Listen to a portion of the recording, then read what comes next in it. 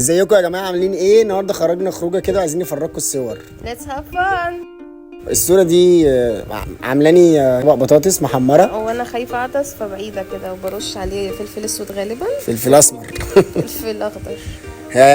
انا هنا بقى اللي حطيت عليها الفلفل. انت بتتوبي اللي هو حط لي فلفل اسمر زياده والنبي.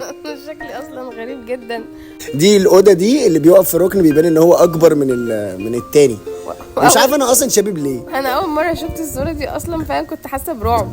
بصي قسم انت فجاه اللي هو انا مفتريه. العملاق جاك اند بين ستور. الصوره دي فيها خدعه حلوه قوي، ان هي مش قاعده على كرسي اصلا، هي قاعده كده في مكان على بعيد الارض، قاعده على الارض في الزاويه كده وانا في مكان بعيد كرسي. تاني. ايوه الصوره دي اللي هي بتاعت الاوضه ده المقلوبه. انا تعبت فيها جدا علشان خاطر اتقلب القلبه دي. طبعا اسماعيل هو اللي عدى الدنيا خالص وكان افضل مني بكتير.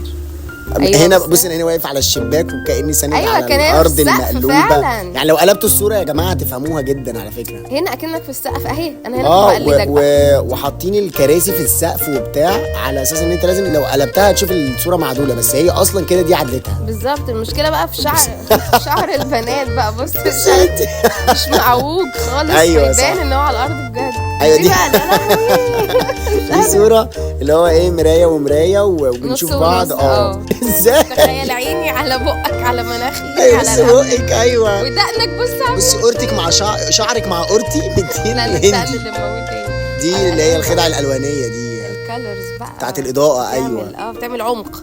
اسماعيل وهو عميق. الله ينور عليك. اسماعيل هو عبيط. بيحاول يبقى عميق غلط. ايوه حلو.